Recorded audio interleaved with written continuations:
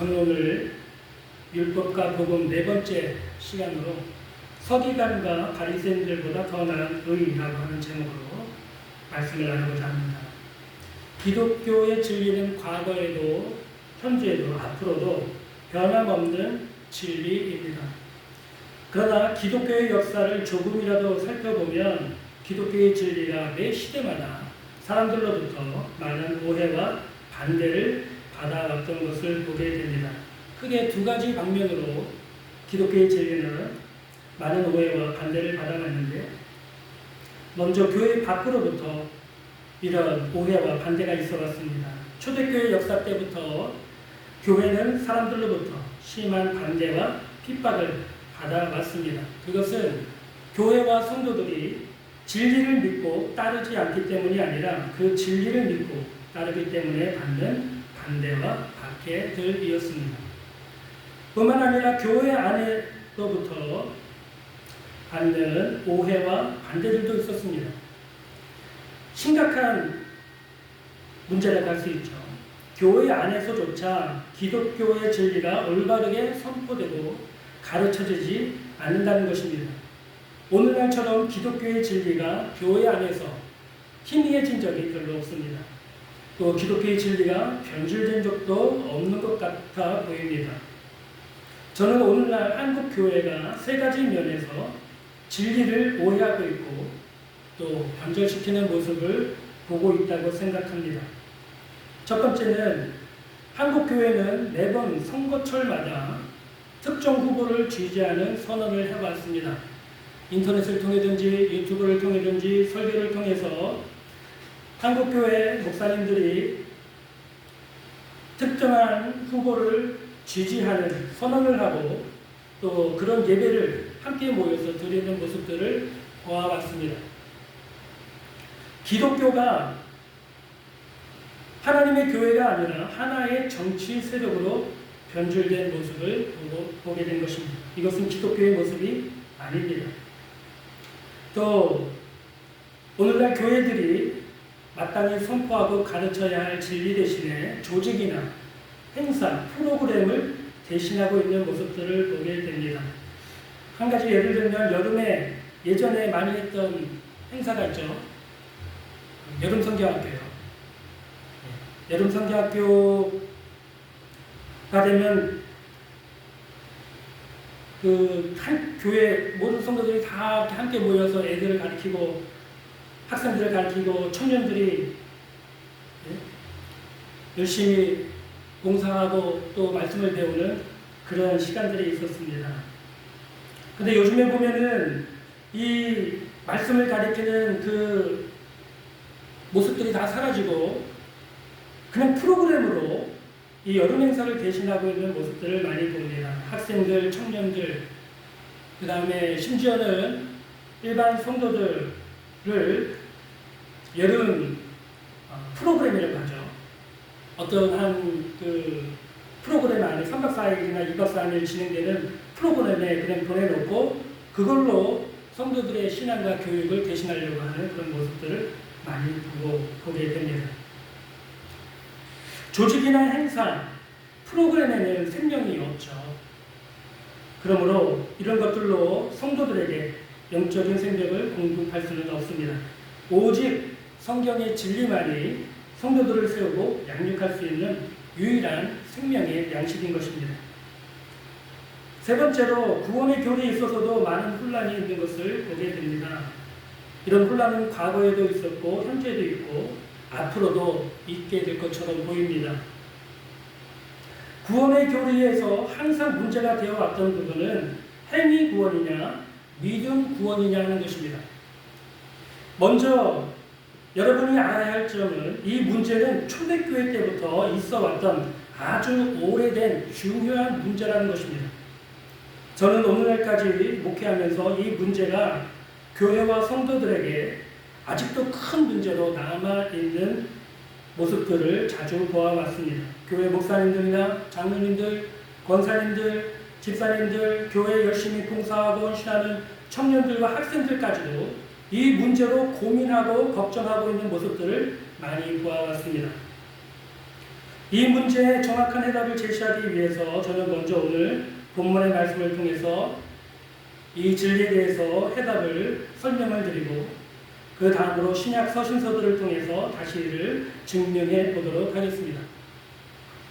먼저 오늘 본문은 예수님이 산상수훈을 말씀하신 가운데 선포된 말씀입니다. 예수님은 먼저 마태복음 5장 앞부분에서 팔복에 대해서 선포를 하셨습니다.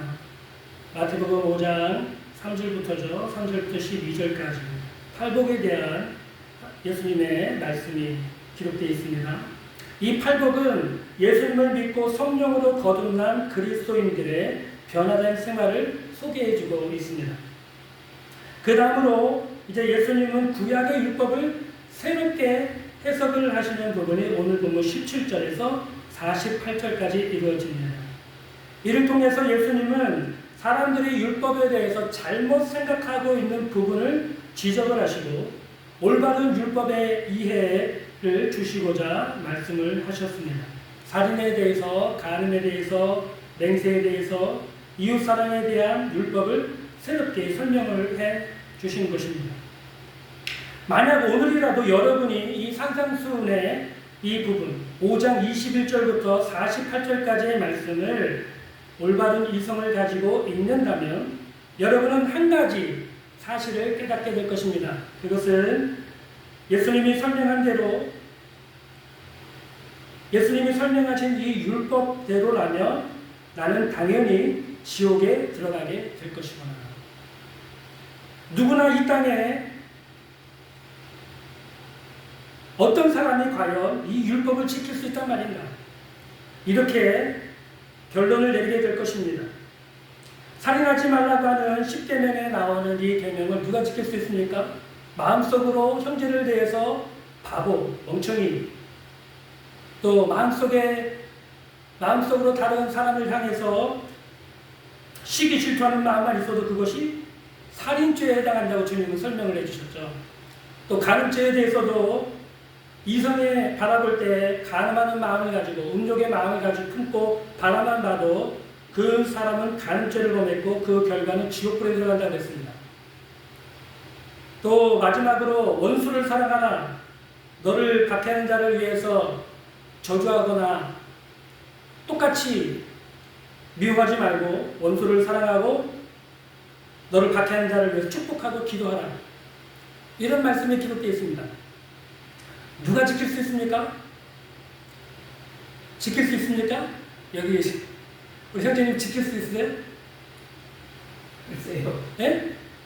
글쎄요가 아니라 사람으로는 지킬 수가 없죠. 예? 누가 여기 예수님이 말씀하신 대로 살인죄를 안 범할 수가 있습니까? 간음죄를 안 범할 수가 있습니까? 그리고 원수를 어떻게 사랑합니까, 우리가?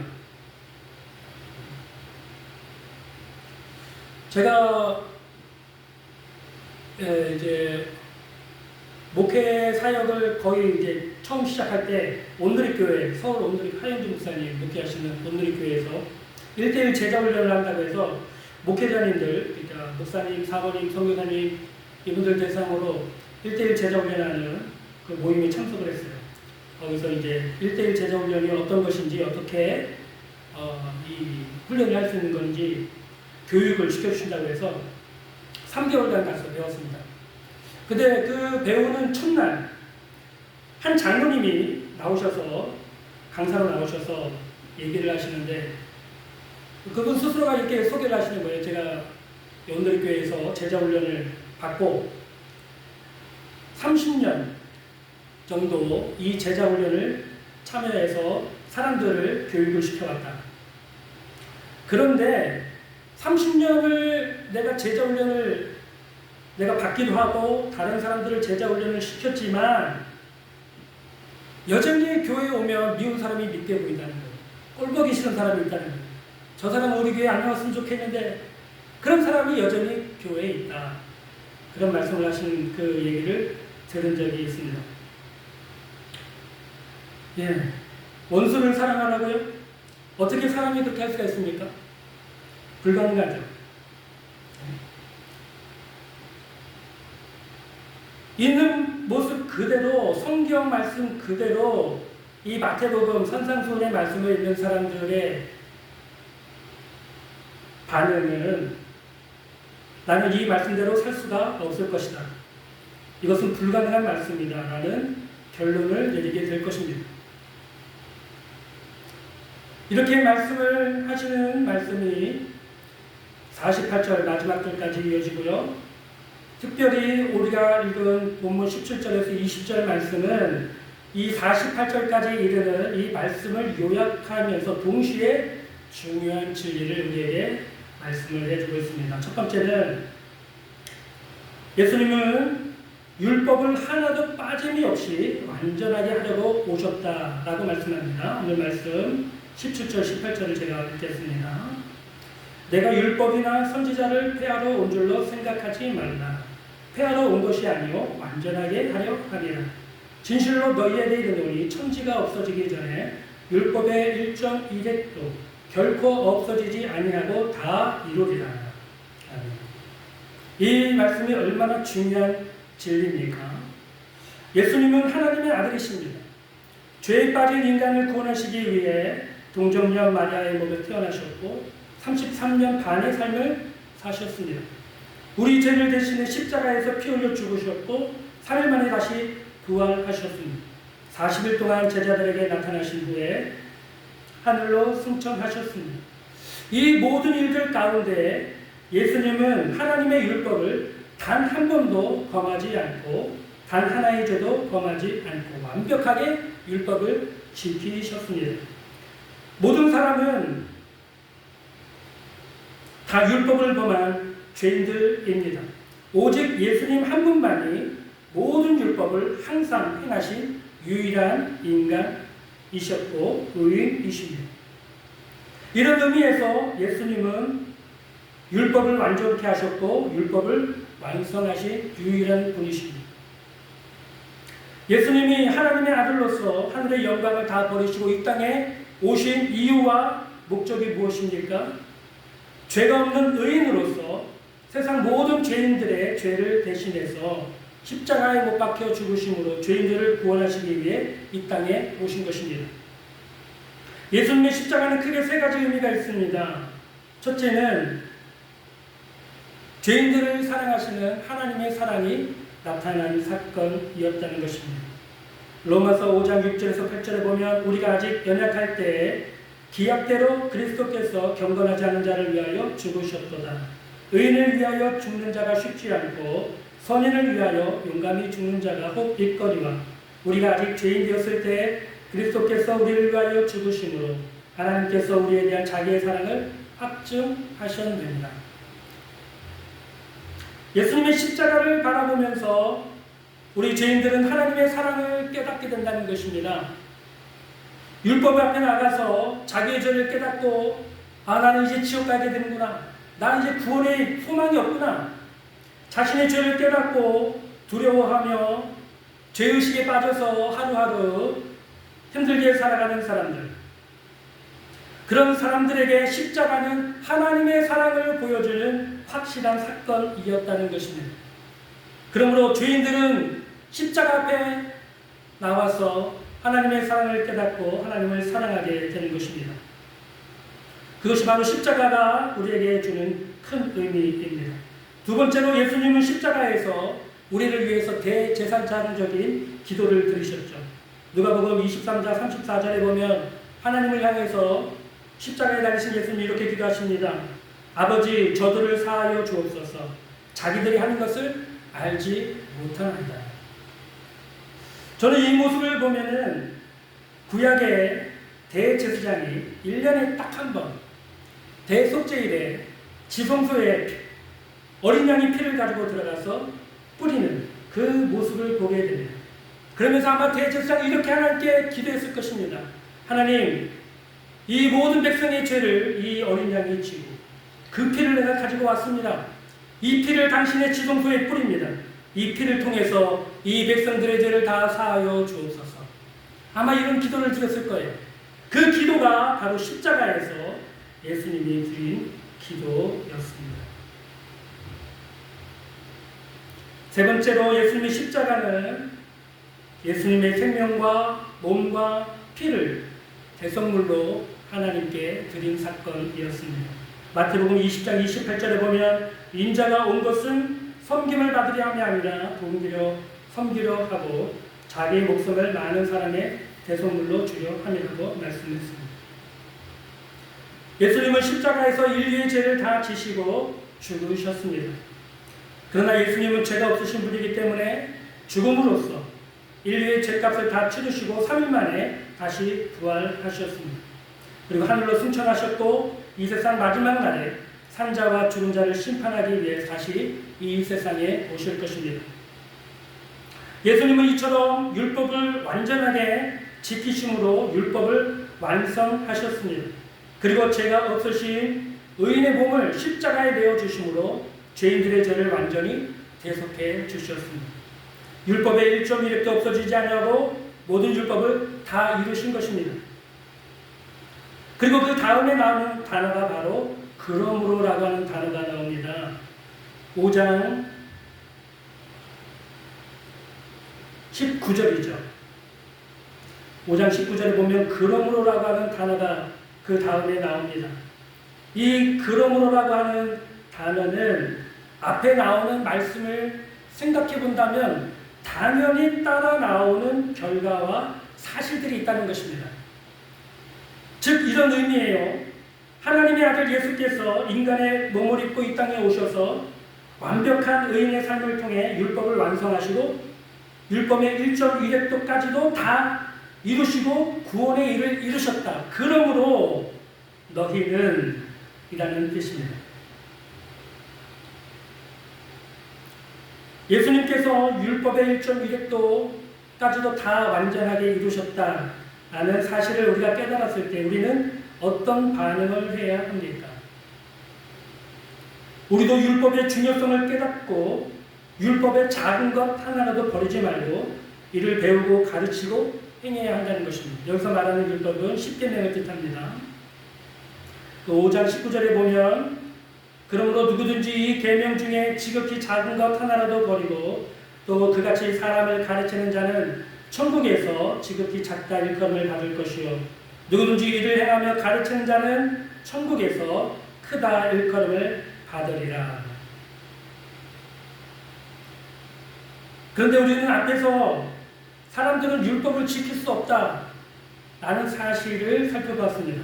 근데 예수님은 5장 19절에서 이를 행하고 가르치라고 말씀하십니다. 어떻게 그것이 가능합니까? 바로 이 지점이 기독교의 진리가 사람들에게 여태까지 반대와 오해와 핍박을 받은 부분이고 교회 안에서도 이 기독교의 진리가 변질되고 오해된 많은 부분들이 생겨난 부분입니다. 사람들은 산상수훈을 읽으면서 그것은 불가능하다, 우리가 행할 수 없다고 말합니다. 인간으로 이것을 행할 수 있는 사람은 아무도 없다고 결론을 내립니다. 그러나 그렇지가 않습니다. 주님은 우리에게 우리가 행할 수 없는 일들을 하라고 명령하시는 그런 분이 아니십니다. 우리는 여기에서 두 가지 점을 생각해야 합니다. 첫째는 앞에서도 말씀드린 것처럼 인간은 율법을 행할 수가 없다는 것이죠. 왜요? 인간은 이를 행할 수 있는 능력이 없습니다. 인간의 본성이 전적으로 타락했습니다. 하나님의 생명으로부터 멀리 떨어져 있습니다.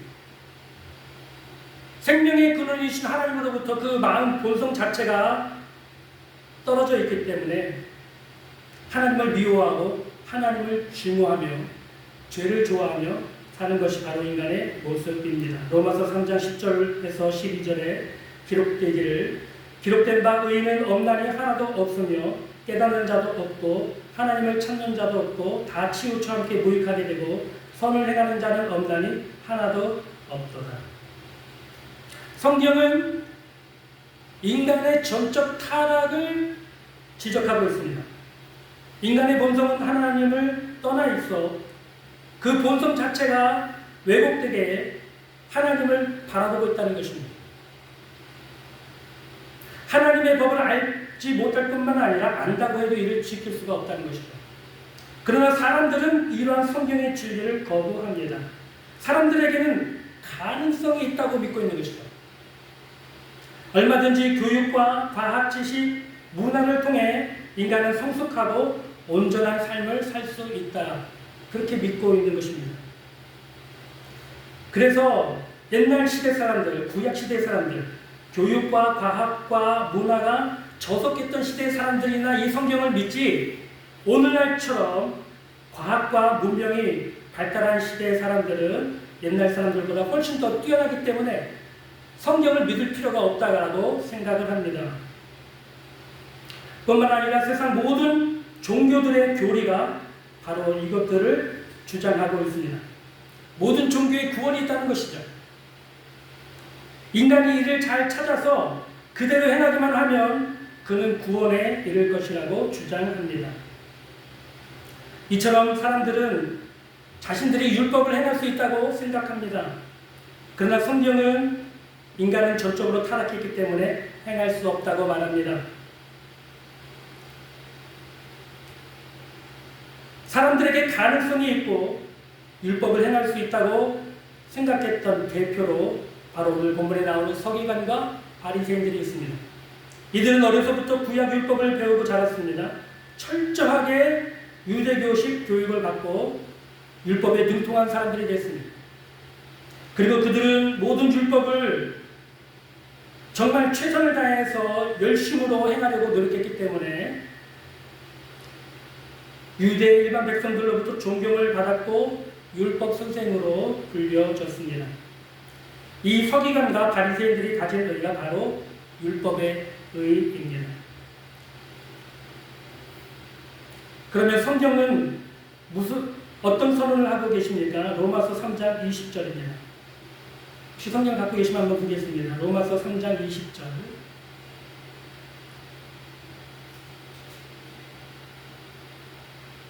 네, 로마서 3장 20절입니다. 제가 읽겠습니다. 그러므로 율법의 행위로 그 앞에 의롭다 하심을 얻을 육체가 없나니 율법으로는 죄를 깨달으리니라. 또 로마서 10장 1절에서 3절입니다. 로마서 10장 1절에서 3절 제가 읽겠습니다. 형제들아, 내 마음에 원하는 바와 하나님께 구하는 바는 이스라엘을 위함이니 곧 그들로 구원을 받게 함이라. 내가 증언하노니 그들이 하나님께 열심히 있으나 올바른 지식을 따른 것이 아니니라. 하나님의 의를 모르고 자기 의를 세우려고 힘써 하나님의 의에 복종하지 아니하였느니라. 율법을 행함으로 의를 얻으려고 하는 사람들은 모두 자기 의를 세우려고 하는 어리석은 사람들입니다. 인간이 전적으로 타락했다는 사실을 모르고 있는 것이죠. 율법의 참된 의미를 깨닫지 못한 사람들입니다. 그렇다면 오늘 본문 우리 마태복음 5장 20절에 예수님이 말씀하시는 서기관과 바리새인보다 더 나은 의는 무엇입니까? 너희가 그 의를 갖지 못하면 결코 천국에 들어가지 못한다고 말씀하신 그 의는 무엇입니까? 마태복음 5장 20절에 내가 너희에게 이르노니 너희 의가 서기관과 바리새인보다 더 낫지 못하면 결코 천국에 들어가지 못하리라. 서기관과 바리새인들이 가진 의보다 더 나은 의에 대해서 바울은 그것을 하나님의 의라고 로마서에서 말씀을 해주고 있습니다. 로마서 1장 17절이죠. 아마 많이 들어보셨을 거예요. 복음에는 하나님의 의가 나타나서 믿음으로 믿음에 이르게 하나니 기록된 바 오직 의인은 믿음으로 말미암아 살리라. 바울은 복음에 하나님의 의가 나타났다고 말씀합니다. 복음에 나타난 하나님의 의가 무엇입니까? 바로 예수 그리스도를 믿음으로 의롭다함을 받는 것입니다. 로마서 3장 22절과 24절 제가 찾아서 읽어드리겠습니다. 곧 예수 그리스도를 믿음으로 말미암아 모든 믿는 자에게 미치는 하나님의 의인이 차별이 없느니라. 모든 사람이 죄를 범하였음에 하나님의 영광에 이르지 못하더니 그리스도 예수 안에 있는 속량으로 말미암아 하나님의 은혜로 값없이 의롭다 하심을 얻은 자가 되었느니라. 바울은 로마서 3장에서 하나님의 의에 대해서 말하기를 예수 그리스도를 믿음으로 말미암아 모든 믿는 자에게 미치는 하나님의 의가 있다라고 말씀합니다. 그것이 바로 하나님의 의죠. 27절, 28절에는 또 이렇게 말합니다. 그런즉 자랑할 때가 어디냐? 있을 수가 없느니라. 무슨 법으로냐? 행위로냐? 아니라 오직 믿음의 법으로니라. 그러므로 사람이 의롭다 하심을 얻는 것은 율법의 행위에 있지 않고 믿음으로 되는 줄 우리가 인정하노라. 예수님이 오늘 본문에서 말씀하신 서기관과 바리새인들보다 더 나은 의는 바로 이 하나님의 의를 말합니다. 예수 그리스도를 믿음으로 얻는 의를 말하는 것입니다. 죄인들이 복음의 말씀을 듣고 자신의 죄를 깨닫고 회개하고 예수 그리스도의 십자가 공로를 믿을 때 주시는 죄사함을 뜻합니다. 이것이 바로 거듭남입니다. 거듭난 사람들은 하나님으로부터 의를 얻고 새로운 성품을 얻고 새 사람으로 변합니다. 또 하나님께서는 그 사람들에게 성령을 주셔서 이제 성령의 인도함을 따라 율법의 요구가 이루어지도록 하십니다. 그것이 로마서 8장에 나오는 말씀인데요. 다른 말씀보다 이거는 꼭 찾아봐야 될 것 같아서요. 로마서 8장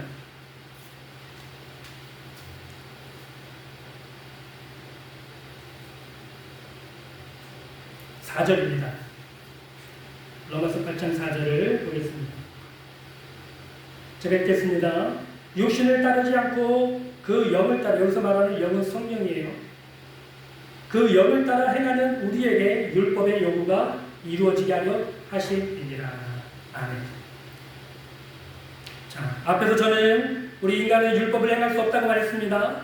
두 번째로 사도 바울은 이렇게 말합니다. 너희가 예수 그리스도를 믿고 하나님의 의를 얻고 거듭나서 새로운 사람이 되고 성령을 받게 되면 그 성령의 인도를 통해서 너희는 율법의 요구를 이루는 사람이 될 것이다.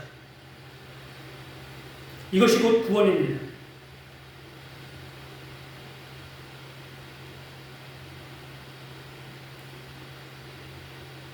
아브라함의 예를 좀 볼까요?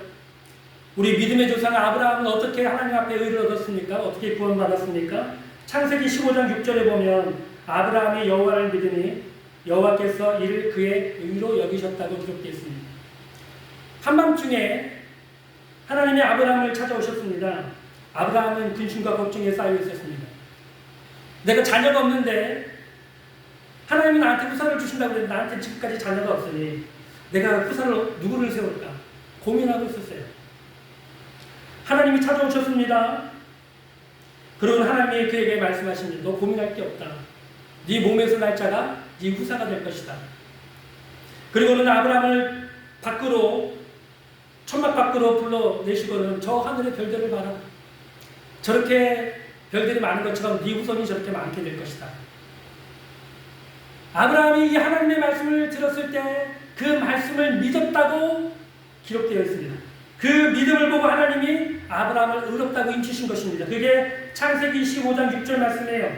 아브라함이 여호와를 믿으니 이것을 그의 의로 여기셨다. 기록된 것입니다. 아브라함이 하나님께 어떻게 의를 얻었습니까? 믿음으로 얻었습니다.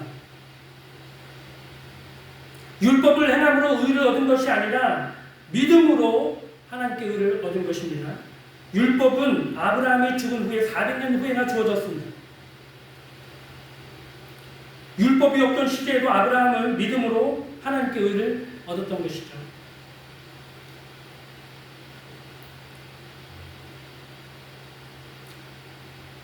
이처럼 우리가 서기관과 바리새인보다 더 나은 의, 바로 하나님의 의는 믿음으로 얻는 것입니다. 그러나 오늘날 교회 안에 또 예전에도 이 문제는 굉장히 오해를 많이 받아왔습니다. 초대교회에서도 그런 것들이 보입니다. 갈라디아 교회 성도들, 사도 바울이 개척했고 복음을 전해서 개척해서 교회를 세운 교회인데 이 갈라디아 교회 성도들이 바울이 다른 지역에 가서 선교하고 복음을 전하고 있는 동안에 믿음이 변했어요. 어떻게 변했느냐? 믿음으로 우리가 구원받고 믿음으로 행하는 것이 아니라 율법을 행해야 된다라고 하는 거짓 교사들의 말을 듣고 믿음이 변한 것입니다. 그래서 갈라디아서 3장 1절 2절을 보면 이렇게 바울이 갈라디아 교회 성도들을 책망합니다. 한번 잘 들어보십시오. 어리석도다 갈라디아 사람들아, 예수 그리스도께서 십자가에 못 박히신 것이 너희 눈앞에 밝히 보이거늘 누가 너희를 꾀다냐. 내가 너희에게서 다만 이것을 알려 하노니 너희가 성령을 받은 것이 율법의 행위로냐 듣고 믿음으로냐. 어리석은 갈라디아 사람들이라고 책망했어요. 바울이 개척한 교회였습니다. 성령 충만한 교회였어요. 바울이 개척하고 교육을 했으니 제자 훈련을 시켰으니 그 교회 성도들이 얼마나 그 믿음이 대단했겠습니까? 근데 시간이 지났습니다. 그리고 그 교회에 거짓 교사들이 와서 야, 믿음으로만 구원받는 게 아니야. 너희가 행위가 똑바라야 돼. 네가 제자가 됐으면은 거룩한 삶을 온전하게 살아야 되고 율법을 완벽하게 지켜야 되고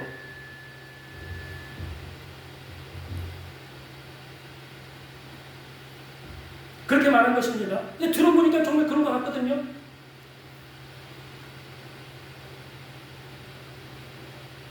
갈라디아 교회 성도들이 많은 성도들이 믿음을 버리고 율법으로 돌아간 모습을 책망하기 위해서 바울은 갈라디아서라고 하는 성경을 쓰게 된 것입니다. 사도행전 15장에도 바울과 바나바가 목회하고 있는 그 성령 충만하고 진리가 충만했던 교회에 거짓 교사들이 찾아와서 너희가 모세의 율법대로 행하고 할례를 받지 않으면 구원받을 수 없다. 이것을 가지고 바울과 바나바와 그들 사이에 큰 논쟁이 일어나게 됩니다. 이런 일들은 초대교회뿐만 아니라 오늘날 교회 안에도 여전히 일어나고 있는 문제입니다. 이제 말씀을 정리하겠습니다. 서기관과 바리새인들보다 더 나은 의인은 하나님의 의로 믿음으로 예수 그리스도를 믿음으로 말미암아 얻는 받는 하나님의 의를 말합니다. 이것이 구원입니다. 오늘 여러분이 가지고 있는 의는 무엇입니까? 서기관과 바리새인들이 가진 의는 아닙니까? 교회에 나와서 열심히 노력하고 그것을 의로 여기고 있지는 않습니까? 여러분이 처해 있는 환경이나 지위, 경험, 헌신이 여러분이 가진 의는 아닙니까?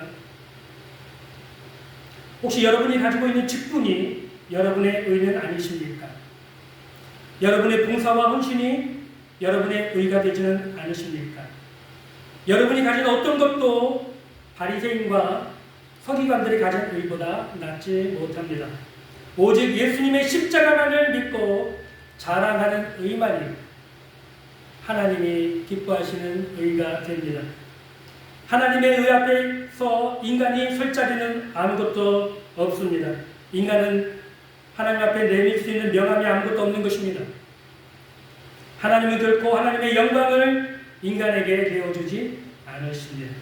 오직 십자가에 나타나신 하나님의 사랑과 영광만이 하나님이 인정하시는 의가 되는 것입니다. 함께 기도하겠습니다. 사랑이 많으신 하나님 감사합니다. 우리가 죄인으로서 구원에 이를 수 없기 때문에 하나님께서는 십자가를 통해 하나님의 의를 우리에게 주셨습니다. 바로 예수 그리스도의 십자가의 복음입니다. 이것을 믿는 자마다 구원을 얻고 이것을 거부하는 자는 정죄를 받는다고 했습니다. 하나님 아버지여, 교회 안에 이 진리가 분명하고 밝히 선포되어진